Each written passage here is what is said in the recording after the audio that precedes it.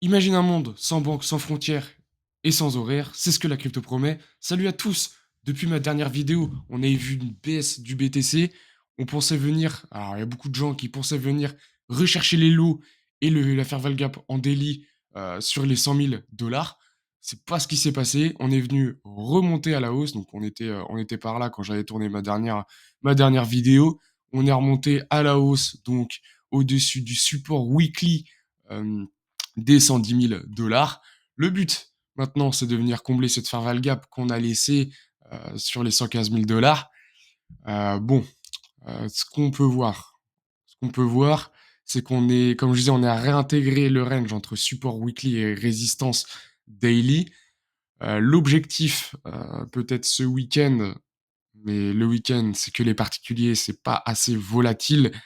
Ça serait ou plutôt la semaine prochaine, ça serait venir de réintégrer donc le range, donc le support daily entre le support daily et la résistance daily pour venir combler ce gap CME. Donc peut-être venir faire quelque chose, donc consolider pendant le week-end, faire un W, ce serait vraiment le top euh, pour venir péter à la hausse et détruire tous les ordres placés ici des shorters et réintégrer ce range.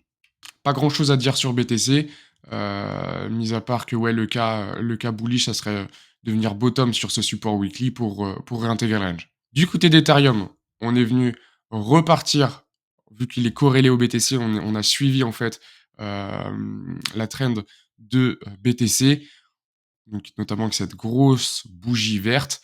On est même passé au-dessus du trade polarité, on va en parler. Donc bullish aussi. On n'est pas venu en dessous des ordres laissés sur les 4 000 $.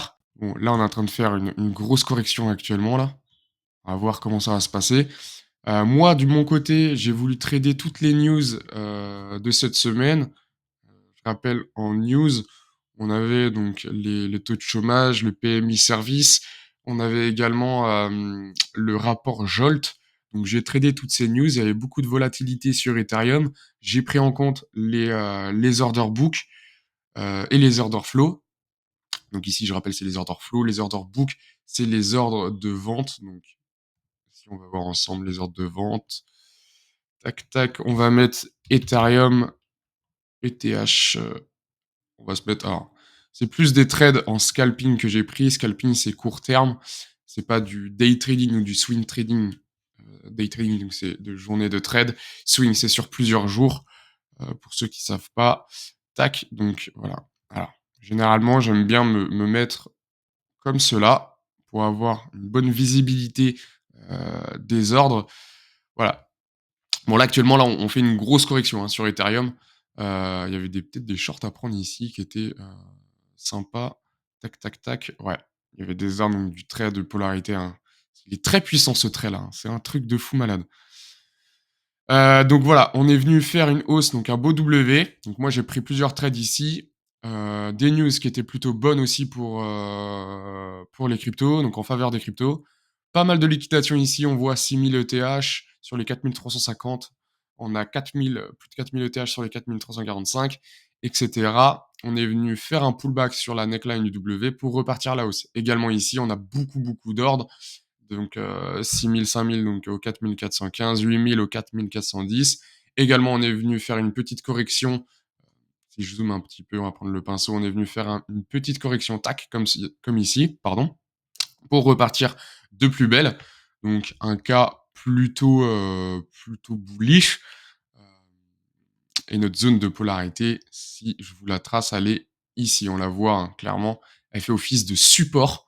Donc vraiment, à chaque fois, on vient faire rebond ici, rebond, on redégueule, on fait un rebond, on vient la tester ici, avant de redégueuler et réintégrer notre support ici. Je vais vous montrer après sur TradingView. Une petite hausse et une baisse, donc pour revenir à nouveau rechercher le support, avant de retravailler cette zone, donc ce trait de polarité, revenir chercher le support, revenir chercher le trait de polarité. En fait, il y a des trades sympas à prendre. En fait, simplement, il y a juste à... Alors, juste, c'est facile à dire. Il y a juste à se positionner donc en longue sur ce support et mettre genre un premier TP sur le trait de polarité, un deuxième sur la résistance daily. Moi, les news, je les ai tradés, j'ai pris plusieurs gains, j'ai pris une perte. Alors, si on voit ensemble, on a le rapport Jolt ici, tac, tac, voilà. Mercredi, on avait le rapport Jolt, donc j'ai pris 1. J'ai attendu la news, alors si elle était en faveur des cryptos ou pas, ça l'était. Donc je suis rentré en position, hem, j'ai pris plus 1. Ce que j'ai voulu faire de base, c'était mettre mon TP, en fait, sur la résistance daily pour choper le 1,6 1,6 R. Quand on est monté, je me suis dit quoi? Je me suis dit qu'en fait, c'était pas nécessaire d'aller chercher le 1,6 et j'ai bien fait, hein. Franchement, le top de mon trade, la clôture de mon trade est vraiment parfait parce que vous voyez, après, on est venu dégueuler en dessous le trait de polarité, venir, heu, la chercher avant de redégueuler sur la zone support, donc vraiment, c'était parfait, là, ma sortie de trade. Pourquoi j'ai pas, pris un T voulu mettre mon TP donc sur la résistance daily?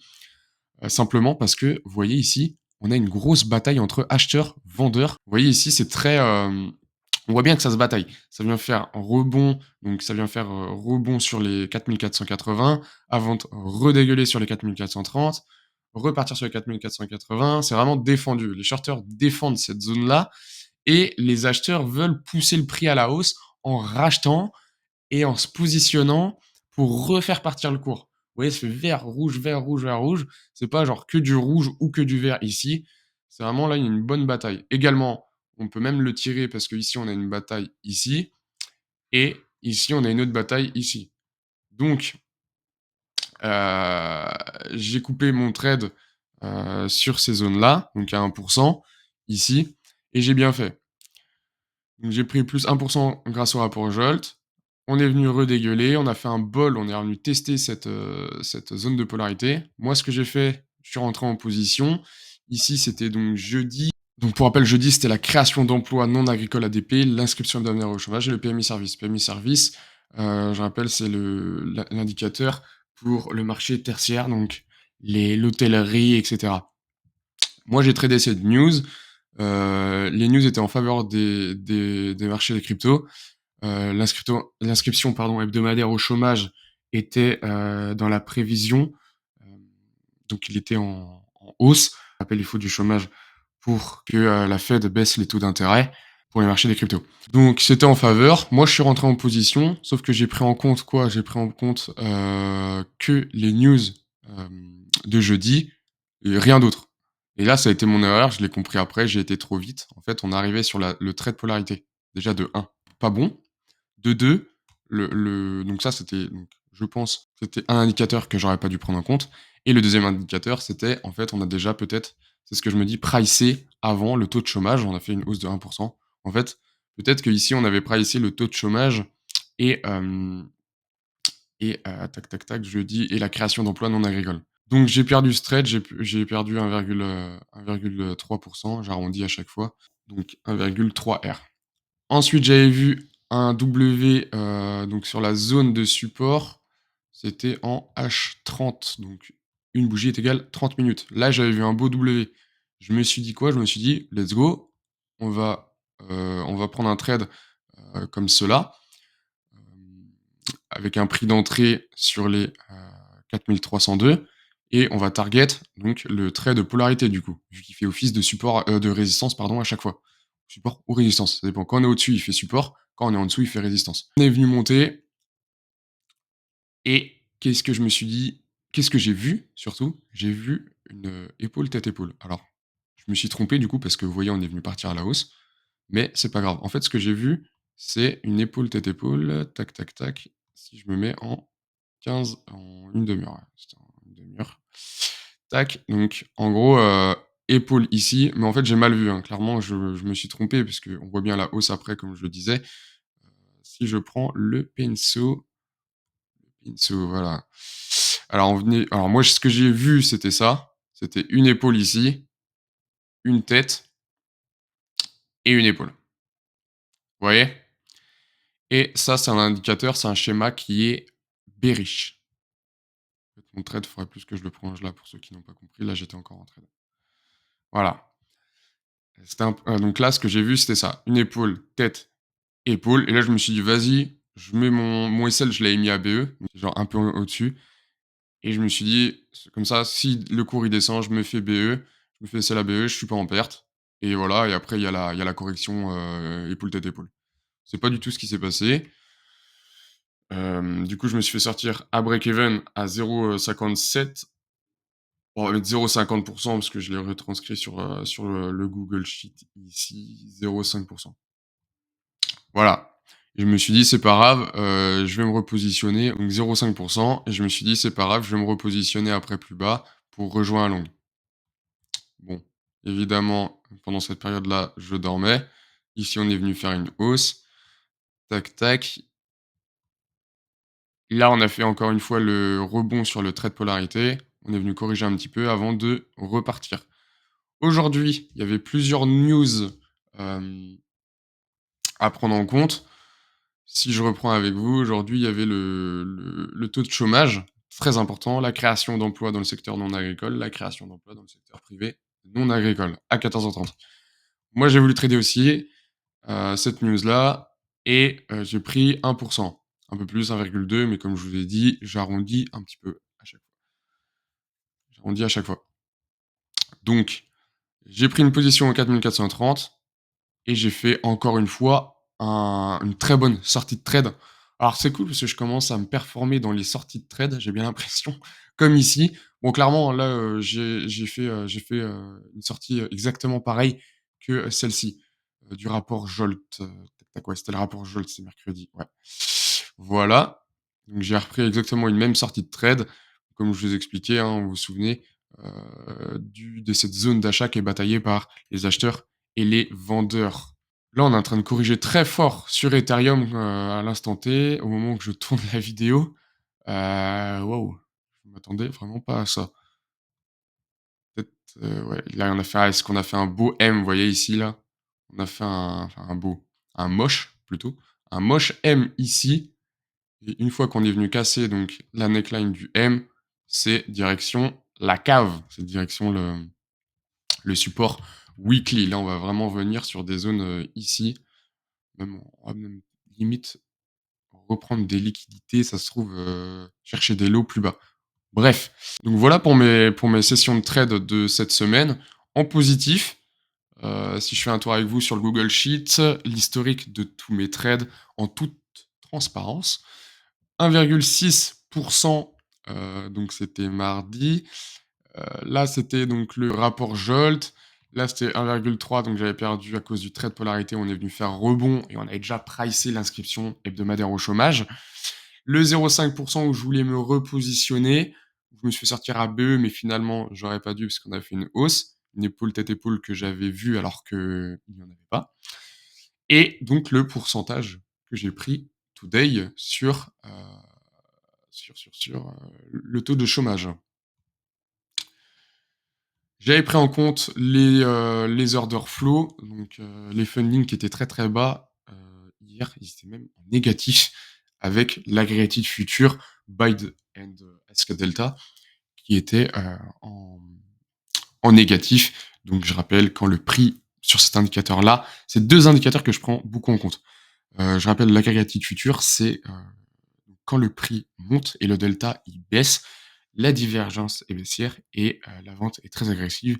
C'est un potentiel de short squeeze. À l'inverse, le prix, quand il baisse et le delta il monte, c'est une divergence haussière, les acheteurs sont actifs, mais le prix peut être manipulé à la baisse. Si je fais un tour vite fait sur le Solana, il y a quelque chose que j'aurais voulu prendre, c'était un trade. Alors là, on est en train de corriger, donc ça aurait pas été, j'avais repéré un canal parallèle. En gros, je me suis dit: «Bah, pourquoi pas jouer le rebond ici pour les targets, 15, donc le haut du canal parallèle». Là, actuellement, vu qu'on corrige fort sur BTC, fort sur Ethereum, forcément, le Solana y corrige également. Heureusement, je suis pas rentré en position. Mais les autres fois, ça aurait été good. Ça serait passé. Bref, si je me remets en daily, où est-ce qu'on en est? On est toujours dans ce foutu range depuis mars, donc début mars. Je rappelle, hein, le but, c'est de pourquoi pas, dans mes anciennes vidéos, j'avais dit pourquoi pas revenir sur une zone ETE ici et une Fairval Gap. Il me semble que c'est Fairval Gap Daily ou ça me fait un gap daily, je crois. Et donc revenir faire rebond, corriger tous les lots qu'on a laissés, ici et repartir à la hausse, voilà. Un tour sur les altcoins, donc sur le hype vite fait, puis après je m'arrête là. Vous voyez que le trade aurait été très bullish. Alors je suis content parce que du coup, j'aurais pris plus de 7. Clairement quand on joue sur ces rebonds-là de zone ETE, le mieux c'est de peut-être jouer un stop profit. En gros, quand le cours monte, mettre son SL au fur et à mesure que le cours monte et du coup, quand le cours, se retourne, vous faites, stop profit, donc en gain. Là, on voit que ça aurait été un bon trade à prendre, avec 2 entrées. Donc j'avais mis une première entrée ici, on serait venu toucher ici, repartir à la hausse, baisser, venir chercher mon deuxième ordre, pardon, j'ai du mal aujourd'hui. Mon 2e ordre et repartir à la hausse. On serait pas venu chercher le 3e et on serait pas fait SL. Mais par contre, on aurait pris un plus 7. J'avais mis un TP ici. Pourquoi ici? Parce que vous voyez, à chaque fois, ça venait faire résistance. On a un petit trait de polarité comme sur Ethereum. Je rappelle le trait ici. Voilà. On aurait TP ici, sur les 46,1 $. Voilà, rien d'autre à dire particulièrement, mis à part sur Axiom, vite fait pour ceux qui veulent voir en small caps. Tac, tac, small caps. J'ai vu que Codec avait commencé à péter. Enfin, commencé à péter dans son range en tout cas. Voilà. Bon, là, il est en train de recorriger parce que le Solana corrige aussi. Là, j'étais ici, il y a quoi? Il y a quelques minutes, il y a même pas 1 heure, il y a quelques minutes. Donc il a pété, voilà, en quelques heures. Il a pris un plus, 47. Donc pas mal. Du côté du VCM, lui, il remonte un petit peu. Il était remonté, tout à l'heure. Je l'avais vu, ouais, voilà, il était remonté ici. Là, pareil, vu que le sol, il corrige, en fait, je rappelle, ces small caps sont sur la blockchain Solana. Quand le sol corrige, également, les small caps vont corriger. Si le sol grimpe, les small vont grimper. Voilà, c'était tout pour cette vidéo. Je m'arrête ici. On a fait un tour sur BTC, Ethereum, Solana, les small. Donc c'était sympa. Les news aussi à trader. Donc c'était tout pour cette vidéo. Je vous laisse là-dessus. Allez, ciao!